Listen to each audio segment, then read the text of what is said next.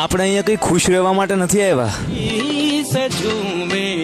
ઘણું બધું સહન કરવા, લોકોને હેલ્પફુલ થવા, સેવા કરવા, ઘણી બધી લર્નિંગ્સ લેવા, નવું નવું જાણવા, અલગ અલગ પ્રકારના ઇમોશન્સ ફીલ કરવા, આ બધું કરવા આવ્યા છે. મતલબ લાઈફ છે એ ઓલવેઝ સ્ટ્રેટ લાઈનમાં નહીં ચાલે. સ્ટ્રેટ લાઈનમાં ચાલશે તો લાઈફ નહીં ચાલે. સો લાઈફ ઇઝ એન એડવેન્ચર છે ને, ઉપર નીચે હલક ડોલક બધું ચાલતું રહેશે.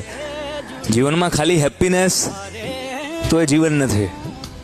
એટલે એક્સેપ્ટ કરવાનું છે, જે કોઈ પણ સિચ્યુએશન આવે એની સામે તગડી રીતે લડવાનું છે.